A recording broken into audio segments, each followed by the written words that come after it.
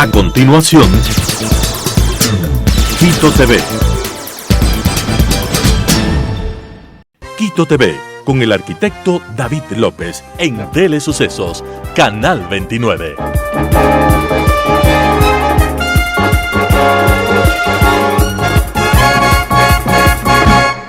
¿Qué tal, amigos, amigas? Bienvenidos a Quito TV, el espacio de la ciudad a través de Telesucesos, Canal 29, 29.1 en televisión abierta, 73 en Extreme TV Cable, 43 en Claro TV, Canal 6 en Cable Unión, en Alfa TV, y también desde cualquier parte del mundo en streaming en tiempo real desde nuestra web www.telesucesos.net, y subimos también este programa luego de su emisión al aire a YouTube. Telesucesos HD es el canal de YouTube. Tenemos el día de hoy la presencia del concejal Fidel Chamba, concejal del Distrito Metropolitano de Quito. En los próximos días, el 14 para ser precisos, se tiene que renovar las dignidades, sobre todo de vicepresidenta del Consejo. Supongo los vicepresidentes, no se nos va a explicar un poquito más porque esto corresponde además a la ley que rige a los gobiernos autónomos descentralizados, y en este caso hay que cumplirlo. ¿Qué es lo que se renueva? Se renuevan las vicepresidencias y se renuevan las comisiones también. Bienvenido. Gracias, un abrazo a todos quienes hacen Quito TV, muchísimas gracias, la gentil invitación. A la orden. Un abrazo a todos, una excelente y bendecida semana. Efectivamente, de acuerdo a lo que establece el COTAD y el Código Municipal, los concejales, el Consejo Municipal como tal, tiene la obligación de elegir a una vicealcaldesa y lo que se denomina desde el punto de vista del Código Municipal, que es el segundo vicepresidente del Consejo Municipal. Estas autoridades tienen que ser electas en el marco de un proceso democrático de los 21 concejales más el voto del alcalde. Y en alternancia de género, ¿no? Es decir, en el caso de acá de Quito, es vicealcaldesa, pues en otro sitio. Exactamente, si hay alcaldesa, el primer es el vicealcalde. En el caso concreto, aquí en Quito tenemos el alcalde y por lo tanto se debe elegir una vicealcaldesa y un segundo vicepresidente o un segundo vicepresidente del Consejo Municipal. Desde esa perspectiva, entonces, este es un proceso democrático que se lo tiene que desarrollar el 15 de mayo. El 15 de mayo. El 15 de mayo, desde la perspectiva del tiempo, nosotros fuimos posicionados el 15 y como tal se cumple el 15 para la elección. Y aquí se presentan varios escenarios, ¿no? El primero es que obviamente la persona, en el Consejo Municipal hay 8 mujeres, todas con la legitimidad de poder pelear o de poder ser propuestas como tal.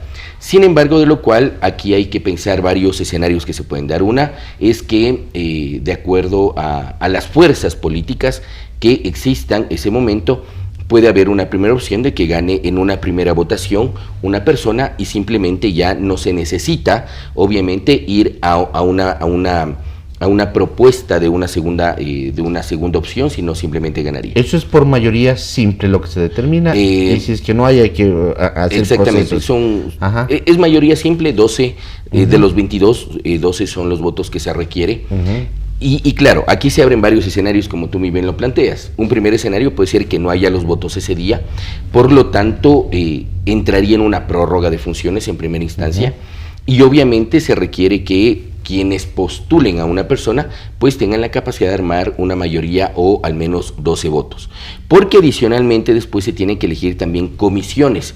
Recordemos que en el municipio de Quito hay 21 comisiones, unas comisiones como por ejemplo presupuesto, seguridad, uso de suelo, que tienen 5 miembros y hay otras que apenas tienen 3 miembros. Entonces, ¿se reestructuran entonces las comisiones? Se reestructura todo, así es, se vuelve a elegir presidente, vicepresidente y miembros de las comisiones, de las 21 comisiones que hay en el pleno del Consejo Metropolitano. Claro, ahora este proceso ha tomado una determinada relevancia o una gran relevancia, porque claro, alguien puede decir, bueno, lo que se va a elegir es vicealcaldesa, le reemplaza en determinados momentos al alcalde y todo, pero en el camino existe un proceso de revocatoria, se están recogiendo firmas y claro, existe la posibilidad de que de aquí a algunos meses, cuando se cumpla todo este proceso y se recogen las firmas y se cumple todo lo necesario, puede ser que exista un proceso electoral o un proceso democrático donde el pueblo quiteño tenga que asistir y decidir si revoca el mandato o reconfirma el mandato, podemoslo decir así, del alcalde. Y claro, si revoca, quien tiene que asumir esas funciones es la vicealcaldesa. Efectivamente, hay varias variables, hay un proceso de revocatoria. el cual fue iniciado por los accionantes, y efectivamente las firmas fueron entregadas, los formularios, de acuerdo a conocimiento público, el Pleno del Consejo Nacional Electoral lo entregó el 23 de abril, por lo tanto corren 6 meses. En estos meses, de acuerdo a lo que establece el Código Orgánico de la Democracia, el Código de la Democracia tiene 6 meses para recoger un aproximado de 205,000 firmas. Posteriormente a eso, el Consejo Nacional Electoral revisará en 15 días si efectivamente se cuenta con ese número de firmas, y tiene 45 días para poder convocar y realizar el proceso de revocatoria, que se subsume a una sola acción. El señor alcalde en funciones se va o se queda. Es así de fácil. Y obvio, esta arista, esta variable que ahora se enfrenta a Quito, sí, obviamente presenta una lógica distinta de lo que hubiese sido si no hubiese este proceso de revocatoria de mandato, en el cual simplemente había un proceso de elección. Obviamente esto genera una lógica de expectativa de cómo se moverán las cosas a nivel político en el Consejo Metropolitano. Si en el caso dado de que el señor alcalde sea removido del cargo mediante un proceso de revocatoria, la vicealcaldesa tendrá que asumir obviamente la alcaldía de Quito por un periodo más o menos, teniendo en cuenta más o menos por un año y medio. Así es. ¿Y eso cómo se mueven las frutas? Es que las frutas ya están moviendo. Vamos allá. Sin embargo, de lo cual aquí hay que hablar las cosas claras. En primer lugar, Quito no puede estar a merced de juegos ni de intereses políticos. En primer lugar, Quito tiene que seguir caminando, porque, hay que decirlo, las necesidades de Quito no se paran por la elección de una vicealcaldesa o por la elección de un segundo vicealcalde o por la designación de comisiones. Las necesidades de Quito tienen que seguir solucionándose independientemente de, obviamente, un proceso de elección de vicealcaldesa. En primer lugar. En segundo lugar, hay que decirlo de manera clara y contundente, sigue habiendo problemas estructurales en Quito. Temas de movilidad, temas de seguridad, que si bien es cierto, no es competencia en materia de organización de los entes de seguridad pública, no es obviamente una competencia del municipio, pero sí es competencia del municipio tener capacidad, como por ejemplo para reorganizar lo que significan los comités de seguridad barriales. Un tercer tema que hay que ponerlo ahí es el Metro de Quito como una obra emblemática. 2.000 millones de dólares, sin contrato de mantenimiento, con un contrato de operación de 200 millones de dólares. Con problemas a diario, la última semana. Dos goteras hasta este momento que ha habido, y que hay que decirlo, la última que se produjo en la parada de Solanda, en la entrada de la avenida José María Alemán, en la cual un proyecto de 2.000 millones de dólares, entendería yo que no puede presentar bajo ningún concepto problemas estructurales, porque para la construcción de cualquier proyecto estructural y de esa dimensión de 2.000 millones de dólares, además, debe haber mínimo un estudio de arquitectura y de ingeniería estructural. Entonces, desde esa perspectiva siguen habiendo, y yo he planteado 3 características fundamentales que tiene que tener la vicealcaldesa. En primer lugar, capacidad de entender la problemática que está viviendo Quito. Porque si bien es cierto que si ella no es la alcaldesa como tal, pero tiene capacidad de gestión, porque obviamente termina siendo una concejala igual que mi persona. En segundo lugar, que tenga capacidad y nivel de diálogo con todos los sectores, el sector del taxismo, el gremio de los taxistas, el sector del transporte escolar, el sector del turismo, el sector del empresariado, porque Quito no se construye bajo una visión ideológica político-partidista. Quito se construye desde una visión de entender las realidades y la dinámica de las distintas realidades de todos los que hacen Quito. En tercer lugar, y esto tan importante como las 2 anteriores, es capacidad de poder sentarse y llegar a acuerdos mínimos con el alcalde para que haya una ejecución presupuestaria que mínimamente dignifique las necesidades que tienen los quiteños.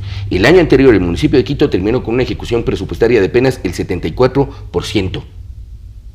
Y hay que partir de un principio. Un dólar que no se ejecuta del presupuesto del municipio es una necesidad insatisfecha. Es una calle no asfaltada, es una calle no adoquinada, es una vereda no construida, y por lo tanto son necesidades que tienen. Entonces, estas 3 características mínimamente debe tener la alcaldesa. ¿Quién cumple ese perfil? Mira, ahí hay un tema que yo, por respeto al proceso eleccionario, no lo puedo mencionar, porque sería entrar en una lógica de crítica respecto de quiénes son los colegas concejales. Lo que yo sí te puedo decir es que el momento en que cualquier persona sea propuesta para ese cargo, debe cumplir esas 3 condiciones mínimas de gobernabilidad y de gobernanza para Quito. Se habla de 3 nombres, ¿no? De manera extraoficial. Se habla de 3 nombres, sin embargo, unas han hecho oficiales, otras no han hecho oficiales. En mi calidad de concejal, por ejemplo, yo hasta ahora he recibido la visita de una que venga y me diga, mira, Fidel, esta es la situación en la que estamos. Estas son las propuestas. De nadie. De nadie. Absolutamente de nadie. Yo lo escuché de una. De nadie, no. De ninguna. Yo he recibido una visita y por lo tanto, no solamente Quito, no solamente los concejales. Quito está expectante de que se elija una vicealcaldesa que en primer lugar siga teniendo la capacidad, como tenemos los concejales, de fiscalizar a todas las entidades con el objeto también de que tengamos una ejecución presupuestaria acorde a las necesidades que tenemos. Mira, la situación es tan grave, ¿sí?, que el Metro de Quito no termina solucionando los problemas de movilidad.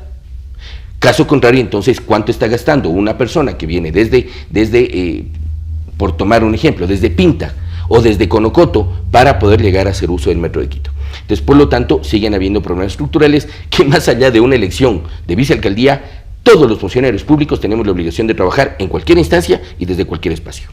Estoy leyendo una información del diario El Comercio del día de ayer, 8 de mayo, y dice: elección de vicealcaldesa de Quito, 4 nombres, yo decía 3 bloques y la posible alcaldía. Se habla de que hay un bloque del oficialismo, un bloque de oposición y otro bloque que está como quien dice flotando ahí dentro del Consejo. ¿Es así? ¿Es marcado esto? De pronto esto se ha determinado en la forma en la que han venido, por ejemplo, votando o llevando cierta crítica, ciertos procesos de fiscalización. ¿Así se puede determinar como un grupo de oposición, otro que flota ahí en el aire y otro que es del oficialismo? Desde que nosotros fuimos posicionados se marcó una línea, en primer lugar, de quienes pertenecen a la línea política del alcalde de Revolución Ciudadana. Adicionalmente ha habido concejales que han ido votando con ellos dentro de algunos temas demasiadamente sensibles. Hay otros que hemos sido muy críticos y vamos a seguir siendo críticos con el alcalde si no se cumplen las expectativas y los principios constitucionales mínimos. Por lo tanto, entonces, sin embargo, todo proceso electoral, todo proceso democrático interno conlleva cientos de variables, desde una lógica partidista, ideológica, desde una lógica de posición, de oposición, y por lo tanto el día 14 o el día 15, para cuando convoque el alcalde, hasta el último día estoy más que seguro que se definirán. Vuelvo y repito, al menos a mi persona no se han acercado absolutamente nadie a decirme yo soy una candidata a la vicealcaldía, quisiera contar con su voto. Llegar a esto, y por lo tanto, más bien, hacer un llamado a todas las entidades municipales, al señor alcalde, a la vicealcaldesa en funciones, al vicealcalde en funciones, que se debe seguir trabajando por Quito hasta el último minuto, porque las necesidades de Quito no se paran. Porque se vaya a elegir o una vicealcaldesa o un vicealcalde. La movilidad en Quito no se para, ¿sí? Y más bien sigue congestionándose, ¿sí? Independientemente de que exista un proceso. Las autoridades tienen que ser electas justamente con el objeto de poder plantear soluciones estructurales. Procesos que no se han cumplido las fechas, además, porque totalmente. Un proceso que se dijo, en tal mes de tal año vamos a... Tal cosa, ¿no? Casos puntuales, esto, reestructuración de rutas y frecuencias. Ya, tenía que habérselo hecho hasta mediados del año anterior. Nunca se presentó el Consejo Metropolitano. Segundo, se le entregó para este año $500,000 para una nueva consultoría de rutas y frecuencias. Entonces, por lo tanto, a esto me refiero. Los quiteños no tienen que estar subsumidos a una lógica de una elección de una vicealcaldesa y de un segundo vicealcalde. Las autoridades, secretarios, gerentes de las empresas públicas, administradores zonales deben tener la capacidad de seguir trabajando independientemente de un proceso de elecciones que, si bien es cierto, es un requisito legal, las necesidades de Quito no se paran. Ahora, esto de seguir trabajando también involucra el tema, por ejemplo, ha habido muchas críticas en el tema de que ha habido reuniones en las que no ha habido quórum, ¿no? Pero claro, hubo una última esta semana que el concejal Noroña les tildó de majaderos a los que no asistieron. En esta reunión, en cambio, sí estaba el alcalde, porque ha habido otras reuniones en las que no ha estado el alcalde y el alcalde tampoco ha dado quórum. Y no ha estado ni el alcalde, ni la vicealcaldesa, ni el segundo vicepresidente. Es decir, esto ha venido sucediendo dependiendo los temas que se traten, además. Sí, efectivamente ha habido 2 o 3 plenos en los cuales no ha habido quórum. Sin embargo, mire, cuando hay concejales que tratan de aprovechar un mínimo como para poder emitir un criterio sin fundamento, pues cualquier escenario es válido, ¿no? Eso ya cada quien sabe cómo hace una política. Sin embargo, hay que ser tan responsables para emitir un criterio como para poder defenderlo. Lamentablemente la ignorancia a veces se vuelve como que una patente de corso para poder emitir cualquier criterio, y por lo tanto, más allá de esto de llevar adelante criterios en un momento dado, lo importante es saber cuáles son las posiciones que tienen dentro de temas bastante sensibles. Entonces, pero más allá de eso, vuelvo y repito, las necesidades de Quito no se paran y no se solucionan con la elección de una vicealcaldesa. Se solucionan con propuestas concretas, sí, pragmáticas, que este momento Quito necesita. Caso puntual, yo hace poco presenté una acción de inconstitucionalidad justamente por el tema del peaje en la autopista General Rumiñahui. Eso presentó en marzo, a eso le iba a preguntar. A ver, ¿qué es lo que pasa? Y aquí es donde voy, donde se necesita propuestas estructurales. La hora tráfico, la hora pico que hay de todas las personas que vienen desde el Valle de los Chillos y cantones aledaños como parroquias aledañas, siguen teniendo una lógica en la cual no hay soluciones para el tema de congestión y de movilidad. En cambio, en la noche, todos los carros que bajan y que tienen que entrar por el puente 3 siguen demorándose entre 1 hora, 1 hora y media y hasta 2 horas. Por lo tanto, esto son temas que se tiene que poner sobre la mesa, que existen y no de ahora, desde hace varios años. Segundo, nosotros presentamos una acción de inconstitucionalidad contra el peaje de la autopista General Rumiñahui por 2 temas fundamentales. Primero, porque está en una zona urbana y quien tiene la competencia en zona urbana para el sistema de vialidad es el municipio y en zona rural la prefectura. En segundo lugar, porque en varias reuniones que tuve con los vecinos de los barrios aledaños a la izquierda de la autopista General Rumiñahui, Salvador Celi, Armenia 1, Armenia 2, me comentaban, vean, el sistema vial, y lo recorrimos varias veces, el sistema vial sigue paupérrimo, y cuando van a la prefectura a decir que obviamente hagan obras en razón de los pórticos que han puesto, la prefectura simplemente les dice que no tienen nada que ver. Van al EMOB o a la administración zonal y ellos tampoco hacen nada. Ahí no hay competencia, sino incompetencia. Entonces, y incompetencias por todo lado. En segundo lugar, cuando los vecinos, justamente con varios vecinos tuvimos varias asambleas, me comienzan a relatar esta situación, yo comienzo a investigar que, bueno, cómo es esta situación desde el punto de vista jurídico. Y llega a mi conocimiento y a mis manos el convenio firmado y suscrito el 4 de octubre del 2007, ojo, un año antes de la promulgación de la Constitución del 2008. Llega a mi conocimiento este convenio en el cual, por resolución del Consejo Metropolitano de esa época, se delega al EMOB el control y la supervisión conjuntamente con la Dirección de Vialidad de la Prefectura, realizar el control y la supervisión de este convenio que tiene como objeto el mantenimiento vial de la autopista General Rumiñahui. ¿En qué año eso? En el 2007, el 4 de octubre del 2007, un año antes de la promulgación. 18 años. Y este convenio tiene una vigencia de 30 años, es decir, hasta el 2037. La pregunta es entonces, si la EMOB tiene la competencia de ejercer el control y la supervisión, lo mínimo como yo como concejal debo esperar es que en las 3 mesas de trabajo que tuve y que no se me dijo nada, ni siquiera tenían los documentos técnicos habilitantes con los cuales se firmó este convenio. ¿Qué es lo que pasa? Yo convoco estas mesas de trabajo y la EMOB ni la Secretaría de Movilidad tenían información de absolutamente nada. La pregunta es entonces, ¿qué se ha hecho con 39 centavos multiplicados por 90,000 vehículos aproximadamente diario? ¿Qué circulan diario? Que multiplicado por los 365 días del año nos da más o menos entre 16 millones de dólares. La pregunta es, ¿qué ha hecho la EMOB para verificar que la prefectura haya invertido? ¿Dónde? ¿Cómo? ¿Cuándo? ¿En qué? Entonces, en un área urbana de competencia del municipio. ¿Y qué es peor aún?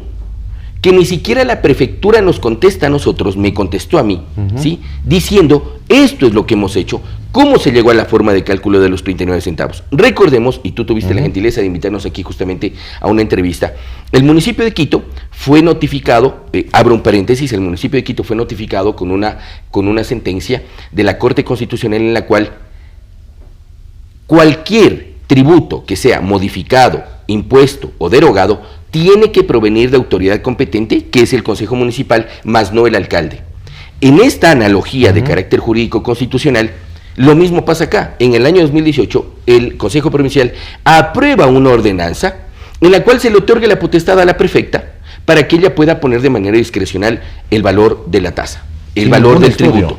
Discrecional. Entonces, obviamente, si se le entrega esa potestad a mí como concejal del Distrito Metropolitano de Quito, fiscalizador y representante de los quiteños, la EMOP tenía que haberme dicho, vea concejal, sabe que nosotros hemos estado en esta reunión de trabajo y hemos fiscalizado de esta manera de que no se ponga una tarifa que no se acorde a las realidades. No hay nada, absolutamente nada. Y por lo tanto, entonces, entiendo que recién la EMOP creo que ha delegado recién la persona para que realice el trabajo conjunto con la prefectura. Hasta ahora estoy esperando la información. Entonces, si los vecinos me dicen a mí, vea Fidel, el sistema vial está desatendido, entonces la pregunta es, señores EMOP, en mi calidad de fiscalizador, y en razón que ustedes tienen una delegación del Consejo Metropolitano del 2007, señores, ¿qué es lo que han hecho por vigilar y por ver qué es lo que se ha hecho con ese dinero? Son 16 millones de dólares al año. Esa delegación del 2007 habla que la EMOP es la que tiene, digamos, el control, pero algo decía respecto al Consejo Provincial. Claro, de hecho el Consejo Provincial tiene su parte delegada, que es la Dirección de Movilidad. Ellos, la Dirección de Movilidad. Sí. Lo entendieron al revés. O ni siquiera al revés. Yo creo que dijeron que los el unos, consejo es todo. Yo creo que ni los unos ni los otros. ¿No? Y ojo, que las dos instituciones, el municipio y la prefectura, suscriben el convenio con autorización por resolución de los consejos colegiados. ¿Quién era alcalde y prefecto en esa época? En esa época era Baroja tal vez era prefecto. Paco Moncayo y el señor Baroja era prefecto. Gustavo Baroja. Entonces, desde esa perspectiva, la pregunta es, ¿qué es lo que ha hecho el EMOP para vigilar que ese dinero se ha invertido? Mira lo que pasó, y obviamente vamos a iniciar un proceso de fiscalización. Lo que pasó con el señor agente metropolitano de tránsito, que se le vino abajo. ¿Quién mismo tiene la competencia entonces para poder cuidar que los árboles que están ahí tiene el EMOP, tiene la prefectura? El tema es que ya hay una vida que corrió ahí. Que costó, claro, así es. Porque el señor agente, de la información que se tiene, se aguarece un poquito hacia la vereda y se le viene encima un árbol y lo termina matando. ¿Y quién controla además todo esto? Porque yo he escuchado también en zonas de Calderón, zonas de Carapungo, donde la prefectura está haciendo determinadas obras, determinadas cosas. ¿Qué pasa en esto? O sea, ¿de quién mismo es la competencia entonces, o la incompetencia? A ver, ¿no? Aquí la situación es clara. En primer lugar, la prefectura tiene que decir en qué ha invertido. 16 millones de dólares al año. En el caso de la autopista. Desde que se viene cobrando esto. Y obviamente, una vez que se me entregue la documentación, yo iniciaré las acciones legales que sean necesarias en el marco de lo que establece la Constitución. Segundo, ¿cuáles han sido las acciones o las omisiones que la EMOP ha tenido en este sentido respecto de vigilar y controlar este convenio? Porque hay una resolución del Pleno del Consejo Metropolitano de esa época. Tercero, de acuerdo a los principios constitucionales, la prefectura se encarga y tiene competencia para la administración del sistema vial en el área rural. Y el municipio, o en este caso los GATS municipales, en el área urbana. La pregunta es entonces, ¿qué es lo que ha hecho el EMOP desde que la señora gerente actual justamente asumió la gerencia para poder controlar y fiscalizar? Entonces, a mí lo que se me está diciendo como quiteño, y más que como concejal como quiteño, es, existen autoridades que ni siquiera tienen conocimiento de lo que tienen la capacidad y la obligación de fiscalizar y de vigilar y de supervisar, como es este convenio. Y ojo, que este convenio es público, consta en los archivos justamente del EMOP. Entonces, por lo tanto, yo obviamente, sin pertenecer al EMOP, en un marco de investigación con el equipo, llegamos a tenerlo. Entonces, estos temas son los estructurales. Más allá de cualquier posición ideológica de cualquier concejal, estas son las situaciones críticas. Las necesidades no tienen ni propiedad, no son ni propiedad ideológica ni partidista de nadie, porque el día de mañana si un niño aquí en Quito es atropellado, o una persona no tiene que comer, o una persona por el descuido de la Secretaría de Ambiente, por no aplicar la ordenanza verde azul o la sentencia, se le viene, como este momento está pasando en Pomasqui, y se le viene bajo la casa. Esto no tiene, seas de derecha, de izquierda, blanco, negro, cholo, indio, lo que sea, la casa se te viene abajo independientemente de tu posición ideológica. Aquí es entonces donde hay que hacer la reflexión. Necesitamos autoridades que tengan la capacidad de entender la problemática de Quito más allá de una posición ideológica y de una propuesta partidista. Señor concejal, queremos agradecerle, se ha acabado el tiempo, en los próximos días volveremos a hablar sobre lo que va a suceder la próxima semana en el Consejo y también sobre estos problemas estructurales. No es posible dejar de trabajar por la ciudad, ¿no? Por andar dedicados también a otros temas que tienen que ver además con situaciones que deberían de ser eso, democráticas, resolvérselas, votar y listo, pero no a un tema de cabildeos que nos tienen. Y que toda la ciudad gire en base a esa situación. Muy gentil, gracias. Muchísimas gracias, un abrazo a todos. Amigos, ha estado con nosotros el concejal Fidel Chamba, concejal del Distrito Metropolitano de Quito, hablando el día de hoy sobre, en la parte final de la entrevista, sobre esta, presentaron una acción de inconstitucionalidad en marzo sobre lo que es la potestad de, o a quién corresponde, digamos, más vale, todo lo que es la autopista General Rumiñahui, no lo que es el cobro del peaje ahí. Y además hablamos también en la primera parte sobre lo que se va a venir la próxima semana en el Consejo Capitalino, que es la elección de la vicealcaldesa y segundo vicepresidente, que toman relevancia porque de por medio existe el proceso de revocatoria al alcalde Pavel Muñoz. Amigos, que pasen bien, hasta la próxima, felicidades. Las opiniones vertidas en este espacio por la producción y dirección del programa son de exclusiva responsabilidad de sus autores y de quienes intervienen en ellos.